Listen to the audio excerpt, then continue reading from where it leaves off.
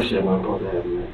He was caught on camera in late 2016. Pruitt allegedly pulled a gun and shot Chung Cheng. At this moment, I'm dead. Slimeball of the week here is Raymond Jerome Pruitt, a man who was caught on camera as he robbed and murdered 53-year-old Chung Lun Chiang, and through his absurd lies, he went for a gun and it startled me. This genius will try to justify a homicide, unaware that getting away with murder isn't going to be as simple as he thinks. I went to another gas station, I ran an old guy in the stomach. So I looked down and I said, damn, that's money right there, you know. Around 9:30 p.m. on April 26, 2016, a 911 call came into the Escambia County Sheriff's Office.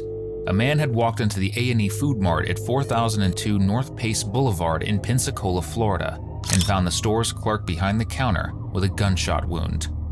When officers arrived, 53-year-old Chung Lun Chiang, known to everyone in the neighborhood as Alan, was already dead from a single shot to the chest. Officers pulled the store's CCTV footage, and what they found was disturbing.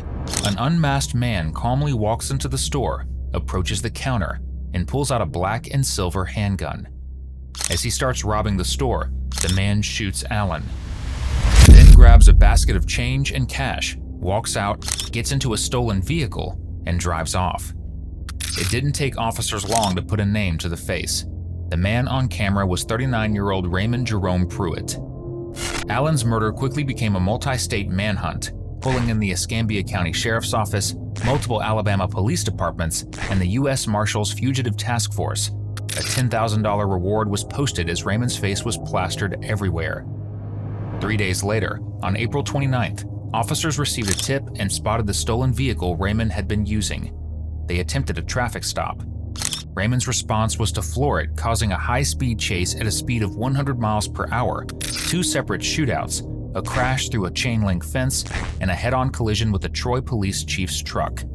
6 miles later, the stolen Hyundai he was driving gave out, and Raymond was finally taken into custody.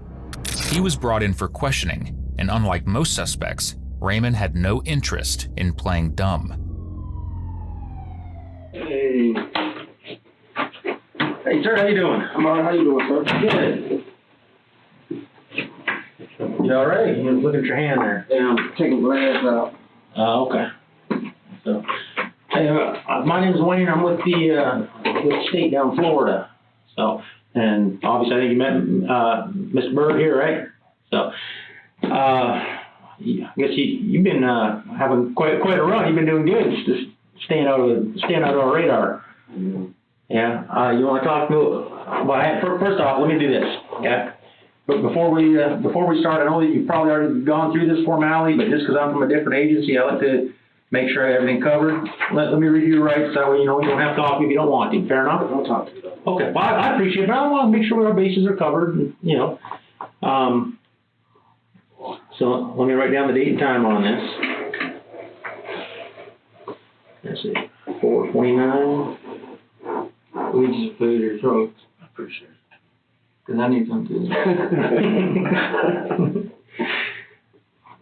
All right, let me read this to you real quick. Again, just standard procedure, all right? Before we ask any questions, you have to understand your rights. You have the right to remain silent. Anything you say can be used against you in court. You have the right to talk to a lawyer for advice before we ask any questions and to have them with you during questioning. If you can't afford a lawyer, one will be appointed for you without cost before any questioning if you wish. If you decide to answer questions now without a lawyer present, you will still have the right to stop answering at any time. You also have the right to stop answering at any time until you talk to a lawyer. I gave up on a lawyer when I first started. Fair enough, man. I just got to... Have you ever seen anybody go in the store with no mask on? I mean, really, that person is not about... To me, it wasn't about getting caught. It was like, I'm already caught. It wasn't about any of that. It was the emotional distress that I was up under to be able to say, okay, at the end of this, I want to be dead or in jail. Okay. Well, I want to ask you about the stress you're under and all that kind of stuff, but I can't ask you a question to say, you've read this statement. It says, I've read this statement of my rights. I understand what my rights are. I'm willing to make a statement and answer questions. I do not want a lawyer at this time. I understand and know what I'm doing. No promises and threats have been made to me. No pressure or coercion of any kind has been used against me. So if you don't mind, sign right there.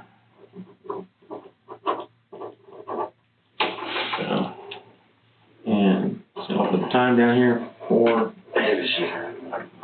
Oh, you waking your mark. I know, Yeah, you're gonna feel in the morning, man. Damn steel bed too. Nice to meet you. Yes, sir. Would you mind signing as a witness for me? You're a scholar and gentleman. So. All right. So, what can you tell me about Florida? I went in one gas station and it went good, and I went to another gas station and I shot a Korean old guy in the stomach. And I hated it up. It wasn't supposed to happen. I had one in the chamber.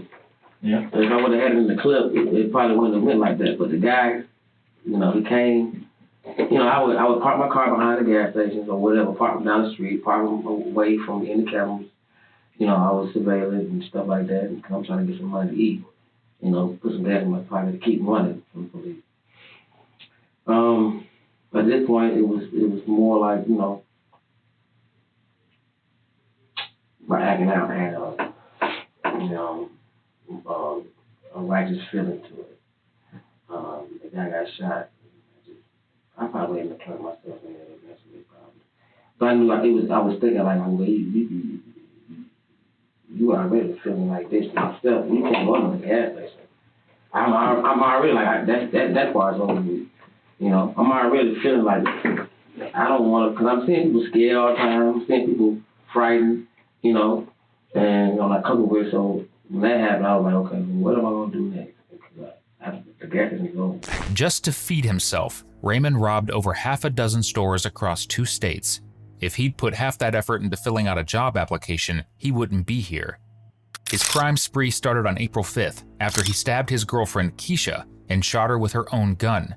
From there, he tore through Alabama, hitting gas stations and convenience stores in Montgomery, Ozark, Troy, and Prattville, before crossing into Florida, where he committed at least 2 more robberies before the one that ended with Alan dead on the floor.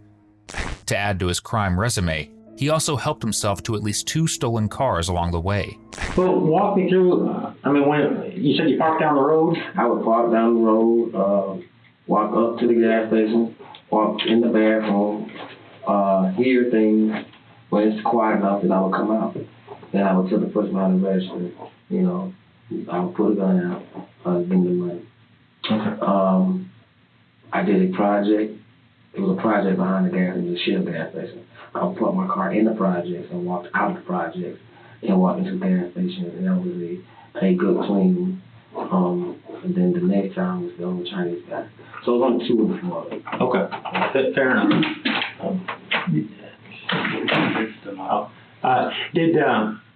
Well, let's talk about the old Chinese guy first, if you don't mind.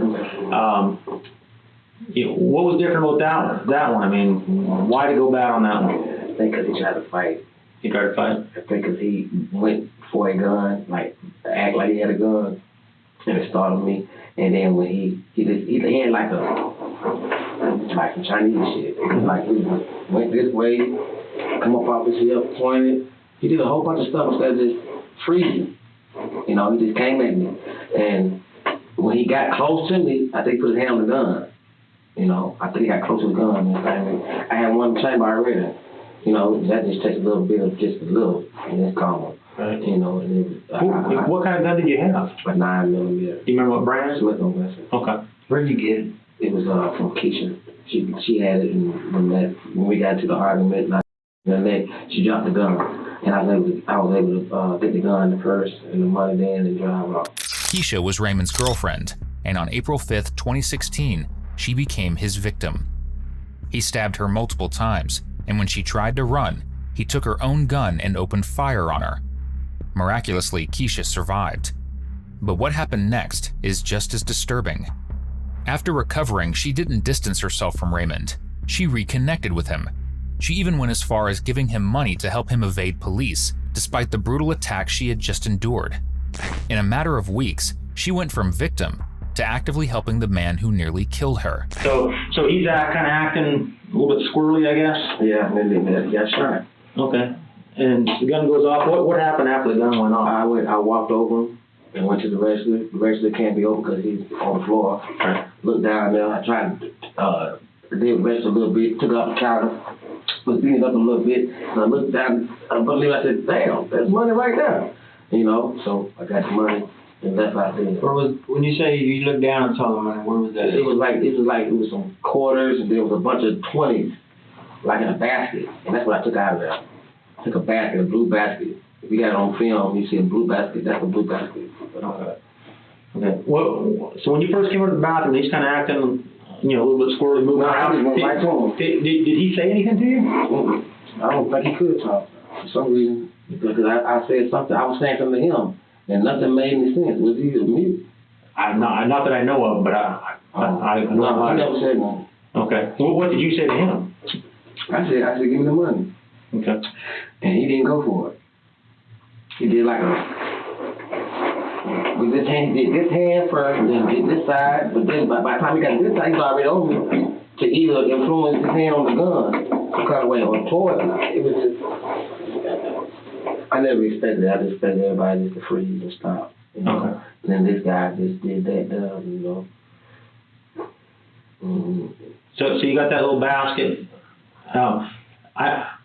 On the video, I'm told at one point, you know, you kind of look back down at him. Was he saying something at that point, or? No, I think I probably looked at him because it was everywhere. Or he did a or something. I looked up at him. Okay, so you just made some kind of guttural or something. Yeah, I looked up.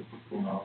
See, that's why you looked at him then. Was he moving at all? I thought he was gonna survive because there was a lot of movement going on.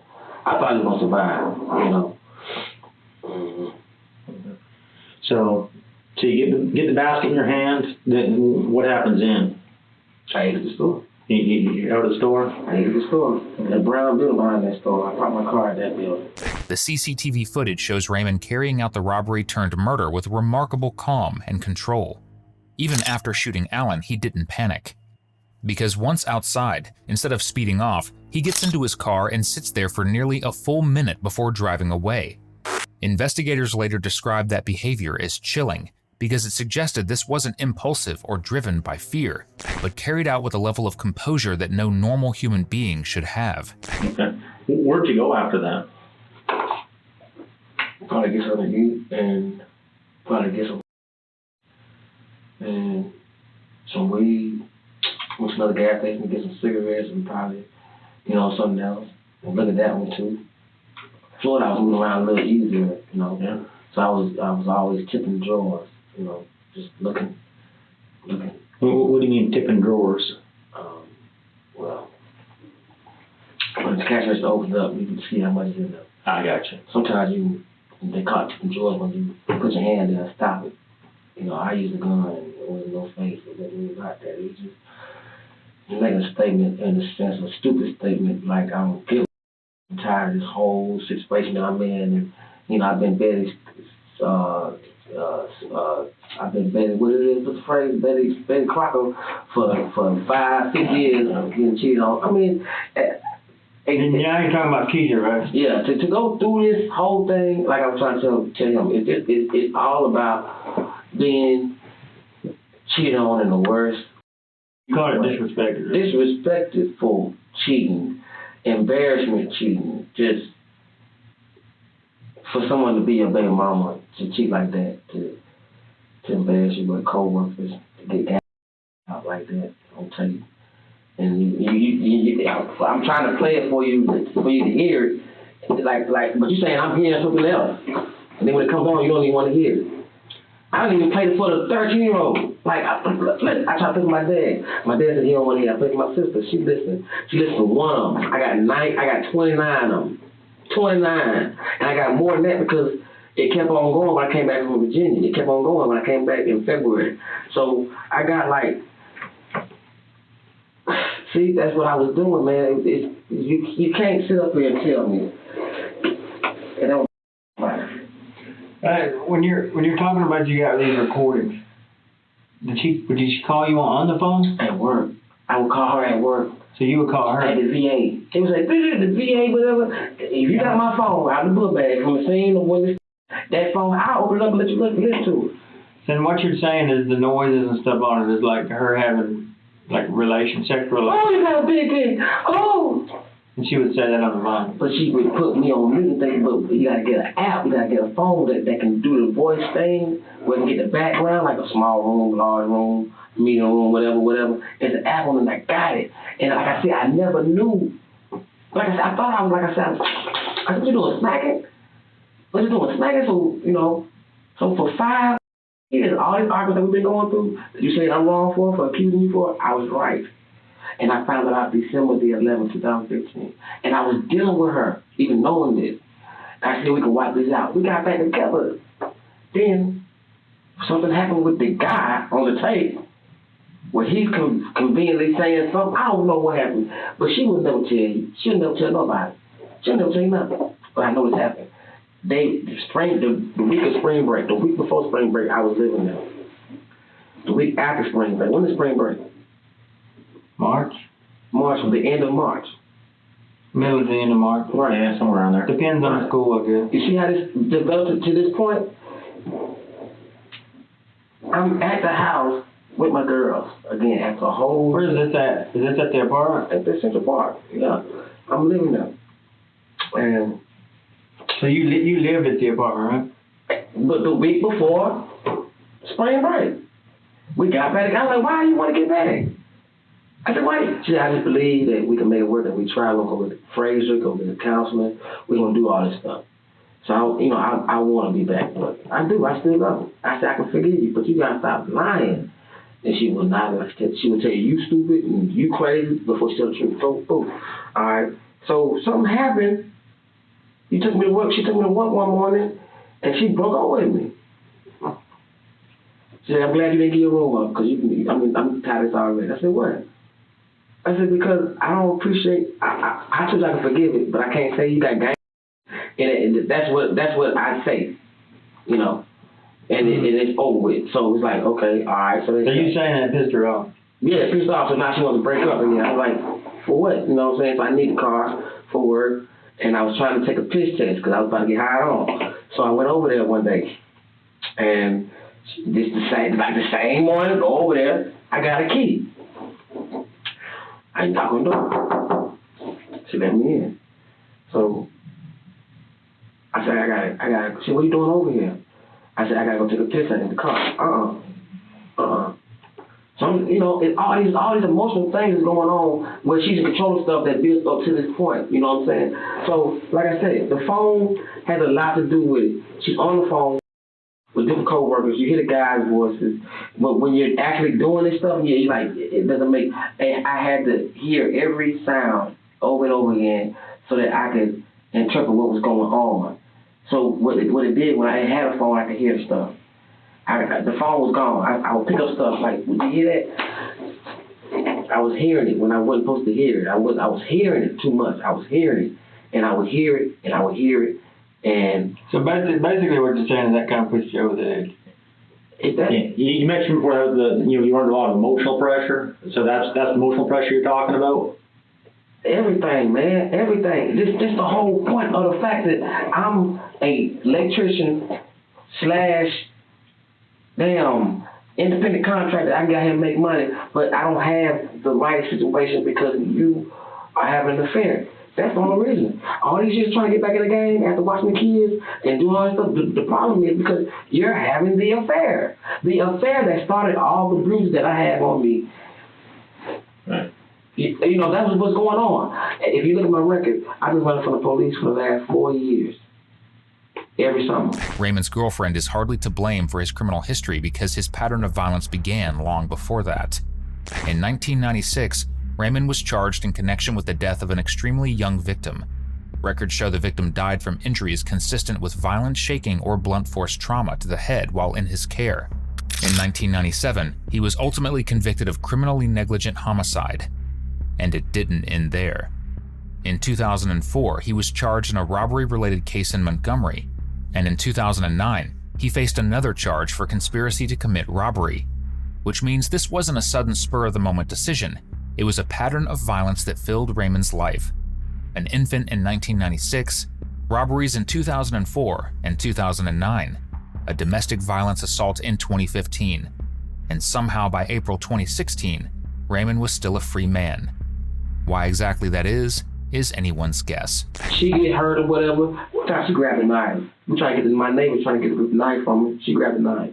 And they was trying to make her say I did that to her. She did it. And it was so hard for people to comprehend that. She has PTSD from the military. She actually sees violence. She sees me as a enemy on the battlefield. Now, is that why you came down to Pensacola, just to try to put some distance between you, or what brought you to Pensacola? Pensacola was something that started in Montgomery, and I felt as if I can get money to go in the gas stations. Okay. I came to Pensacola to go to the gas station. Did you just kind of pick Pensacola at random rather than? I was going to Tennessee next. I went to Mobile. I mean, I went to Mississippi. They scared me in Mississippi. Their eyes crossed. I swear. All right. I get the hell out of here. I didn't like it. Fair enough. Shit, they might laugh at me. What about the first station in Pensacola? Did you hit a gas station before you hit the one with the Korean? Yeah, I hit the project one. Yeah, the one right by Pensacola Village there. I don't know the name of it. It's right off the interstate, right? Like there's I-110. The Chinese guy does not have a project in front of his. This right here has a project. That's the first one. That's the first one I did. Yeah. When I got it. Tell me about that one. How'd that one go down? I just poverty. Look for poverty. Look for low income, and I saw it, and at that moment I looked like I'm a project man, but I really don't come from that. I went through there, and nobody bothered me. It was like, what time of the day was it? Like I said, I would drive by Garrison 2 or 3 times. I would look for an exit. I would look for entries, and I would look for distance. I would count 30. I would count 15. Like, if I'm not run, by 15 you should have already told the police what had happened. By 30, I should be in the car gone. So I would do that stuff before I could go in the gas station. And I saw that was a good spot, and I went to that project and parked my car by the old building. I think it was an old building, something like that, old, and walked. I guess it's a trail that they always use. Grass is wore out. Right. And the fence opens up. And there's another trail of wild grass going to the gas station. And I don't know nothing. So we say, 15 or 30. I mean, you want to be out of there within 30 seconds, right? Yeah. I want to be by 15 seconds. I want to be. I know no matter where I'm at, I know by 15 seconds you already done called the police. And I gave them something. I don't know if it's over with, but it should be something. Right. By 30, I should be either in ignition or I should be coming out of whatever area I'm in. And that's most like what happens. That's why it goes like that. And you just get away. And me being in a car that's not traceable or whatever, that's also a plus. Raymond essentially lays out his method for committing robberies. He explains that he would scope out gas stations in advance, then use nearby projects, low-income housing areas, as a place to park and stage his vehicle. From there, he would go in, commit the robbery, and immediately start what he describes as a countdown. In his mind, police would be called within 15 seconds, and by 30 seconds, he needed to be back in his car and driving away. Using this system, he managed to carry out multiple robberies successfully until one finally escalated, and this time, he can't get away. When you did that one right by the project, were you driving that same car that all of them, same car. Same car? Same car. Where did you spend the night between when you did that one and the one with the Korean guy? Where did I do that? Where did I spend the night in Florida? Oh, Florida, that's homeless. That part is homeless. Okay. I stayed on the street. I parked my car at a gas station. Okay. Yeah, it's homeless. I mean, people walk all the time at night, so it's not like up here, if you out, you might get pulled over. Right. So it was easy. I stayed at a gas station. Okay, so you didn't get a hotel room, nothing like that? Nobody's looking for me down there. True. Right, so I could stay at a gas station. Well, when you did either one of these robberies in Pensacola, the one by the project and the one with the Oriental guy, either one of them were you drinking alcohol on any of the drugs? I had some out of a project down there. I don't know the name of it, but I got a weed and. Okay. Like I said, I was. The clique asked me like, I was like, no. I said, no. Yes, I was. The whole time, I would get and go try to chill or whatever. But I was always scoping. I was always looking. When I found something that was good enough for me, that seemed like it was good, willing to try at least, and I would do it. You know, that's why you don't have a lot of them. You don't have an acting. And he's hitting 3 and 3 a night. You know, because it wasn't like that. It was just, you know, I need to eat. You know, I had got back on last year. I had did in the 90s. But when this pressure of the tape and all this stuff here.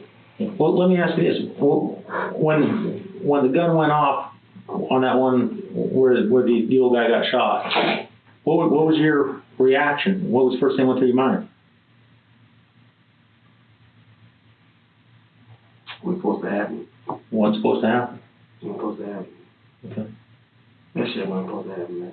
So that wasn't supposed to happen. It ain't been happening. It's never been a thought of mine. You know, I just feel people just stop. You know, this guy just came at me. You know, normally I didn't have it in my hand. I probably would have, you know, grabbed. You know, like I said, I had it in my hand, and you know, my fingers shot off and everything. I just didn't even be in a position like that with one in the chamber like that. I hate that it happened like that. When did your finger shot off? I shot my finger off. When did that happen, man? Man, a couple of years ago. Dang, that was painful. Yeah, so this finger, me having a gun, this finger is not really good. It'll go, you know, if you know, but like I said, I have one in the chamber. Right. So you're left-handed? Okay.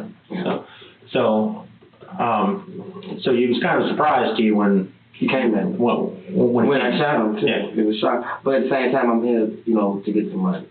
I can't get out of Pensacola. I'm stuck at this moment. At this moment, I'm dead, bro. So your mindset's basically, I got a job to do, I gotta get some money. Get out of here. So you gotta get that money and get on out of there. Get out of the state. Okay. Did you leave state that night or? Yeah, that night. When did you find out that he had died? How did you find that out? I think today. Somebody here said somebody was dead or something like that. Okay. So you weren't watching the news, you didn't know anything I about hadn't that? seen the news, you know. You hadn't seen it? I hadn't seen the news, you know. I don't know. I just didn't want that to happen. I'm sorry I came down to Florida with that, man. You know, my intentions like that. You know, I'm willing to do the rest of my life or death penalty or whatever, but I didn't want nobody's life for me. Going through what I wanted to go through. When I got angry with Keisha, I didn't want to take her life either.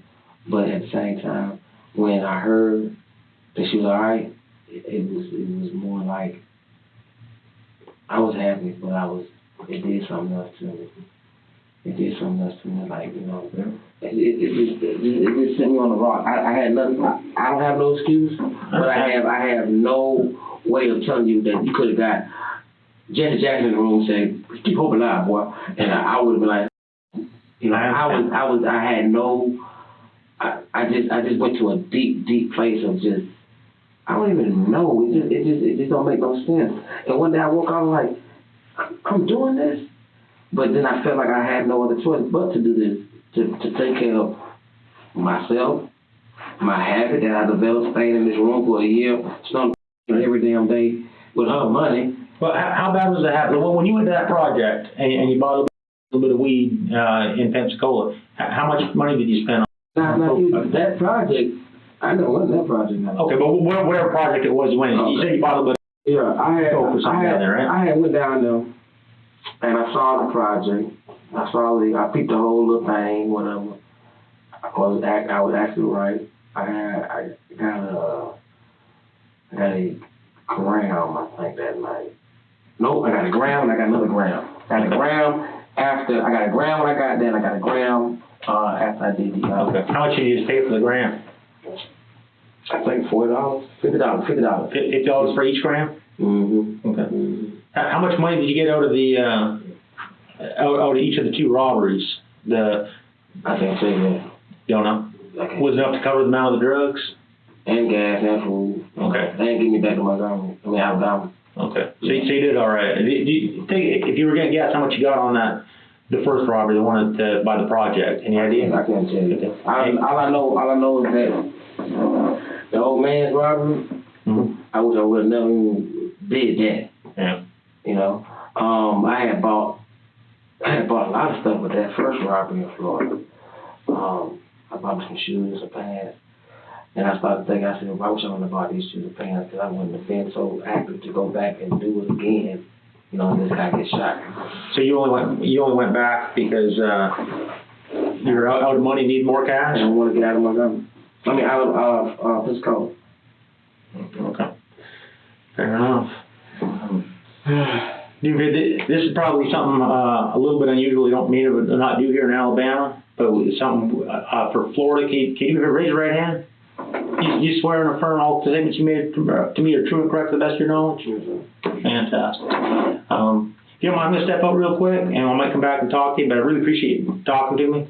We'll see like what we I said, can. I'm pleading guilty. You know, I don't need a trial. I don't need to waste any more state's money and everything like that, you know. I appreciate that, but, you know, first thing first, you know, let's see, you've been going for a while. I imagine you probably need a hamburger or something, right? Let's see if we can get you hooked up with some food, and we'll reconvene, okay?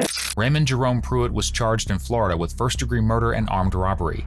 In May 2021, a jury in Escambia County found him guilty, and he was sentenced to life in prison without parole, with additional concurrent sentences for related charges. Thank you for watching today's video. Whether you're new here or have been with us for a while, check out one of the craziest cases I've ever covered right here, or one of my newest uploads right here.